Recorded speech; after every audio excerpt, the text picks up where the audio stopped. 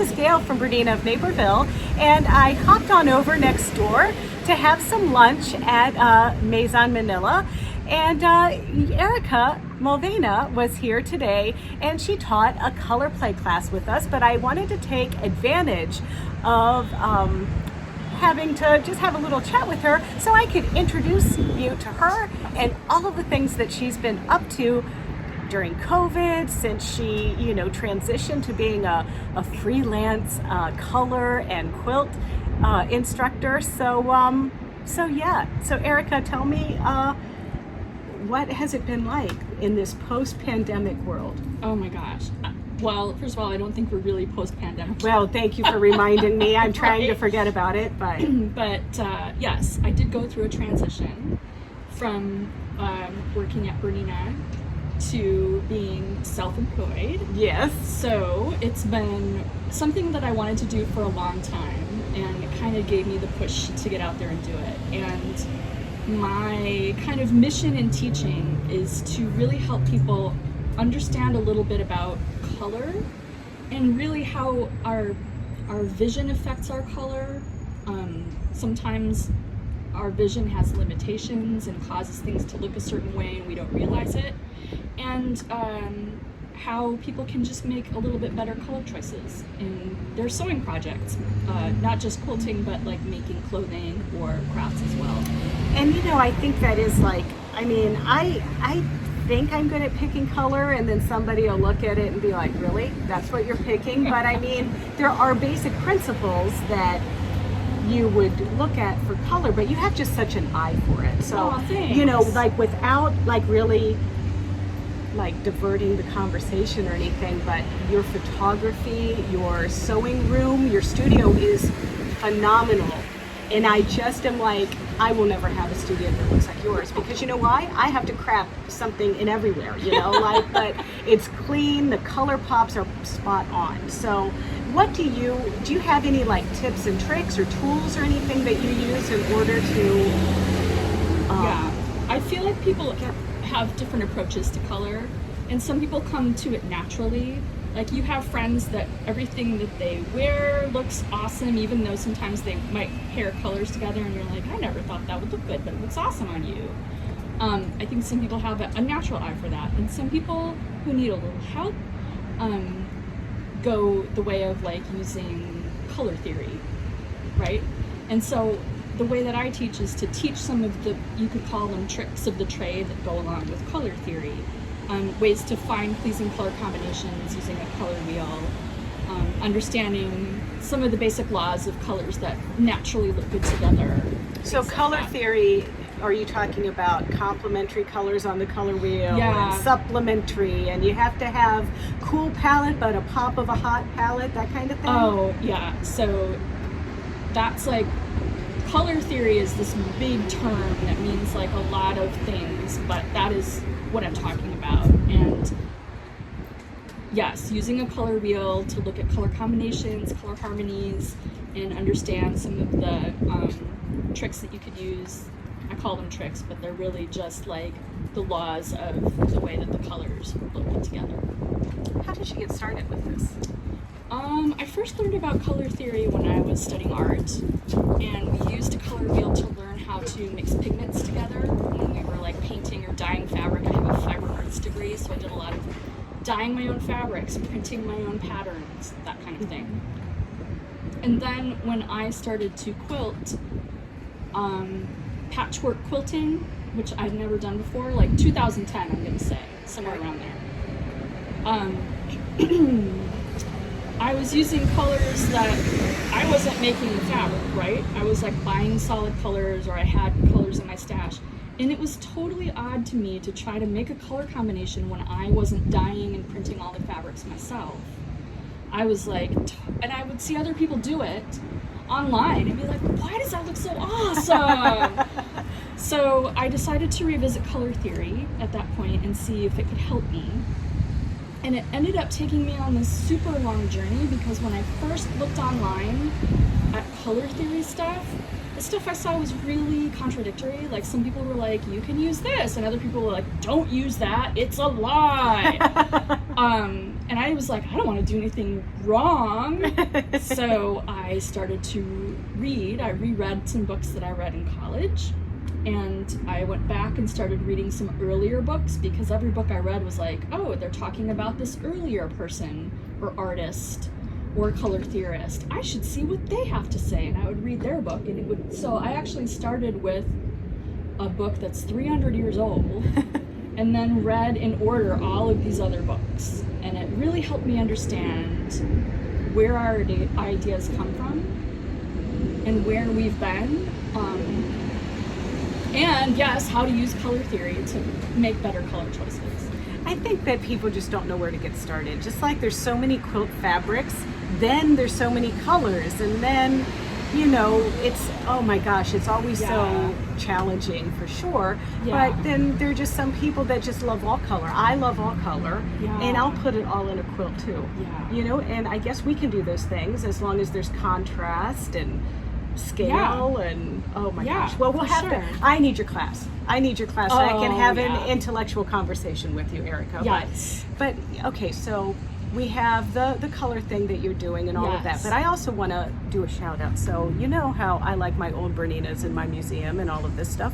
Erika has quite a vintage collection too. So how many machines do you think you have? Well, that's an interesting question. I have owned probably 50 or more machines, but sometimes I play with the machine for a while and decide I don't want to keep it, because my collection is mostly stuff that I actually want to use. So right now, probably like 20 machines. Oh, that's not bad. No. So, oh my gosh. So what's your favorite one? What do you like? What's your go-to vintage machine? That's a great question too, because I have a couple. So number one, I still own my first BERNINA that I ever bought. It's a 1080. Okay. And I bought it when I was in art school and I was studying fiber arts, because my previous machine, which was a brand that I'm not going to say what it was, I pretty much blew it up. Like, I blew up the motor trying to sew through funky materials. I was sewing through like thick vinyl and tinfoil and cardboard and stuff, and the thing just like stopped working. I took it in and they're like, oh, you blew the motor out. Okay. And I was like, I need a better machine. And my fiber arts professor, M. Joan Lintolt, was like, you need a BERNINA. And I drove, like, this is Southern Illinois. I went to school in Carbondale. I had to drive like an hour to get to the BERNINA store. And they had a 1080 on the floor. It was a floor model. I got a great deal on it, and I still have that machine. And that is like a lot of good memories from finishing out my degree. But if I'm doing a small project or if I'm traveling, sometimes I'll pull that one out. I also have a really old Singer. Okay. There's a couple Singer models that people that love vintage machines think are fabulous, and one is called a 201. It was like the seamstress special. It had a longer space between the needle and the end of the machine, big space, and it ran really smooth. And I found a precursor to that machine that's called the 101. And in a normal sewing machine today, you flip the machine up and all the gears are underneath, right? So this machine, it's got the cast iron on the top, but the bottom is covered by cast iron, and you unscrew the bed of the machine and you pull the bed off and you look down and all the gears are inside. Oh, that's pretty cool. It's so cool. They didn't make very many. So Didn't you have one custom painted? I do. It's got my name on it. I love it. It's so cool. Which one is that? It's painted like a hot rod. It's called a Singer 301. It's like a portable, and it has this cute little suitcase. So that's like my, I'm gonna go sew for a day, like a day sewing trip or something. We have like these sew-ins in my quilt build sometime. I'll just take one of those, take that one. You know, I'm not kidding, and I'm promising the audience, I want to do this to one of my 830s. Oh yeah. Because I have them, they're in mint condition, but I have a lot of them. Yeah. And it would be really cool. I want to have like a mint one that is like specially painted for me. Yeah. This will not happen anytime soon. Nobody come after me. Okay. But so yeah, I think that's really cool. And your wall of irons is pretty impressive. Oh, thank you. You know, you can tell right now I'm stalking you on social, right? That's okay. But her It's okay. photography is so fantastic, and it's all it's inspiring. It's like I really love it. And Erika, whenever Linda and I mention you, we're like, oh yeah, her studio is Oh my just to die gosh. for. I love sewing in that room. Yeah. And people, whenever I post pictures, people are like, it's not really that clean, is it? No one can work in a clean space. Well, every time I finish a project, I really like to clean, because when you walk in a room that's all clean like that, I'm like, I am inspired to Yes. start something new. Yes, 'cause right now, all of my projects are in various areas. Like you sew on a top floor, right? Of a house. Yeah. I sew on the bottom floor, and I feel like because nobody goes down there, that I just leave it. But then that's Okay. it's not comfortable. It's like I have to clean up to get the creative juices flowing. Yeah, so I sometimes totally get you it. do. Sometimes when you're in the middle of the project, there's junk everywhere, and that's okay too. Yeah. Yeah. I mean, like sometimes it just has to be the junk so that you can get the stuff done. you Yeah. know? But so that's pretty cool. So so Erika's quilts reflect her awesome sewing room. So they're clean lines, precise, awesome use of color. But do you sell your quilts? Oh, sometimes I do, and actually I have some great news about one of my quilts. Oh. I have a quilt that was shown at QuiltCon earlier this year. The title is WTF because With the force. yes, or what the fork. But what the fork? Of course. Okay. Anyway, We can actually say it's fine. Oh, I'll just bleep it. okay. So the what the quilt. Yes. That was at QuiltCon. Got a lot of attention. I made it during 2020 because basically, what. Yeah. And I recently was contacted by the International Quilt Museum that's in Nebraska. Okay. They have a brand new modern quilt collection, and they are purchasing this quilt to add to that collection. So I'm very excited. It's going to go live there forever. There's no plans right now to have an exhibit, but if they ever exhibit this brand new modern quilt collection, my quilt will be in it. That's awesome. Yes. Hopefully they do, and then I can have a road trip. I've never been to Nebraska. I know. Have you would been to love Nebraska? go. I have not been to Nebraska, and I've heard that this museum is really amazing. Like, they have one of the largest collections in the world of quilts. They have a whole study collection. You can actually go there and get a degree in quilt studies. I don't know. I was very good at art history in school, so I probably would do quite well with that. So okay, so now people are buying your quilts to put in a museum. Yes. And you're still alive to tell the tale, which is actually pretty exciting, right? I know. So, and you have another project that you're working on. Yes. And can you tell us about your color wheel? Yes, I can. Okay. I can. So, all my research into colors and color wheels, I wanted to look for a color wheel that would represent the way that our eyes see colors. And the majority of people that use a color wheel, including artists and including quilters, use a color wheel that has red, yellow, and blue as the primary colors. It's a color wheel that represents the way the paint's mixed together. Okay. It's nothing wrong with using that color wheel, right? But it represents a specific system of paints. So the ways our eyes actually work and see colors, if you want to talk about that trick you do where you look at one color for like 60 seconds, Right. and you look away and look at white and it looks like different colors. Like Yes. there's one that's an American flag that looks like it's black and green and yellow. Yes, I've done this trick before. Right? Yes. Mhm. Okay, so those tricks represent something that we call simultaneous and successive contrast, and it represents this limitation in our system. It has something to do with our actual eyes and a lot to do with how our brain is processing color, Okay. right? So I couldn't find a color wheel that represented that system. In other words, you look at green and you specifically see a color that looks like red after that. Okay. Or you look at yellow, and after that you see a violet blue color, right? Mm-hmm. So I couldn't find something in existence, a color wheel that represented that. So You I just happened to have made it. one. Ooh. Okay. Right, so I'm in the process of finalizing it before it's actually published, but I did copyright it. Okay. So it has colors that show opposite each other, do a better job of representing that successive contrast in the way that our system works Okay. than the red, yellow, blue wheel. And then on the back, it tells you a little bit about what this wheel represents. Mm-hmm. And it shows you some of these harmonies that you can find along the wheel. So then you're going to be hopefully hitting the circuit to teach us all how to Yes. use this in conjunction with, you know, honestly, I might be able to use it just to get dressed in the morning, Erica. Yeah, why Let's be not? honest. I wore red today. I'm branching out You from my look normal marvelous. gray, but I'm wearing red Yes. because it's colorful, right? Yes. And whatever. So that's pretty cool. So I'm excited. I'm totally excited. So do you have any books in the works or any thoughts I'm there? thinking about it, but what I'm doing now, going out and teaching like the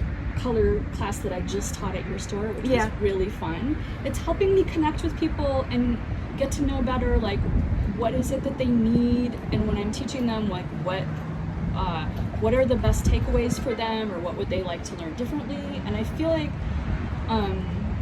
that helps me help people more in my classes, and Yeah. I kind of want to get more of that before I think about Yeah, kind writing of a book. find out what the needs are. Yes. Because what you might think is something that people want to know Yes. is totally And I'll different tell after you talking to something. customers. Yeah. The class that I just finished, I left the end of the class open and I asked the students, would you rather do this one exercise where you kind of create your own color wheel, or would you rather that I teach you some color games?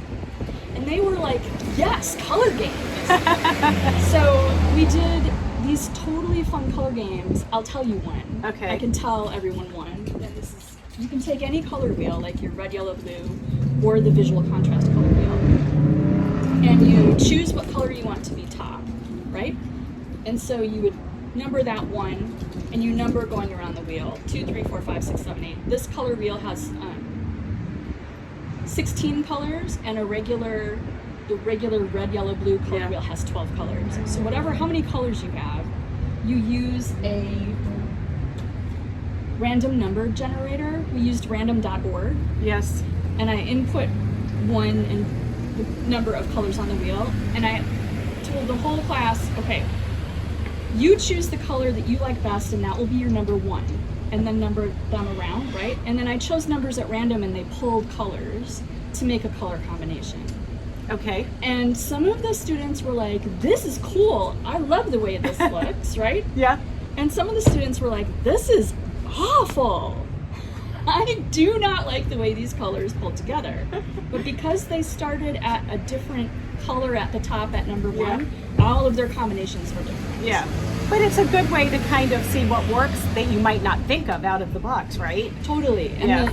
the plus on playing these games is that, yes, you might find some stuff that you don't like, but then you will get a better sense of what doesn't work for you. Yeah. So later on, if you're trying to pull colors for a quilt design, you know, maybe you bought a quilt pattern and it tells you the colors to choose, or you came with a kit and you want to make that same quilt, but you want to change the colors, so you know you want to start with blue, but you don't know what other colors to put in there. You already did these exercises, you know you don't like how blue looks with orange, Right. but you remember, I liked how it looked with yellow and white, maybe I'll try that. Okay, so the BERNINA has that color wheel on it on our 790s and our 880 pluses.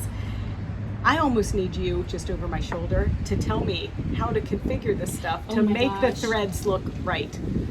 You know, you can totally apply color theory to embroidery as Yeah. well, especially if it's a dense design Yep. and colors are playing off each other.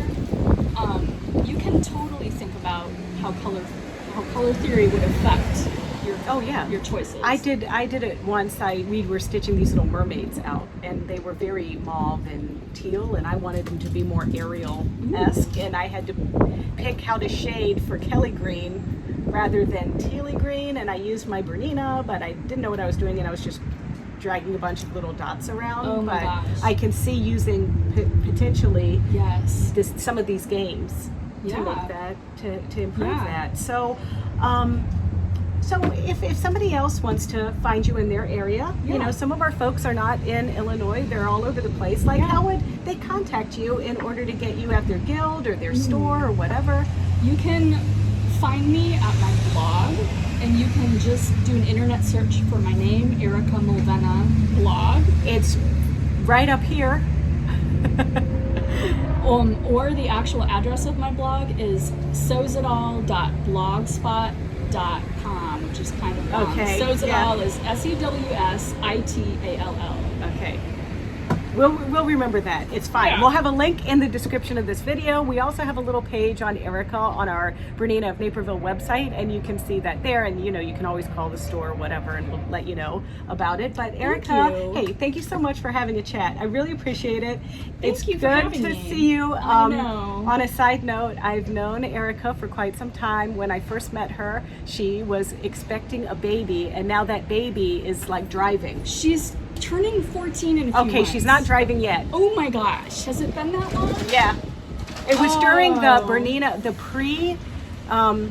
predecessor, whatever, to We All Sew was Yes. Sewing Republic. Yes. It was during those days, and that was So Erika's fun. project. And It now, was. look at us, totally doing the Together same stuff, again. doing the same stuff, but in a different package. All right, Yes, it's good to so, see you. Thank you, Erika. So if you want to see more videos like this one, or you want to see some tutorials, don't forget to check out our BERNINA of Naperville YouTube channel. It's easy. It's youtube.com/BERNINA of Naperville, and there you can like, comment, and subscribe. Thanks.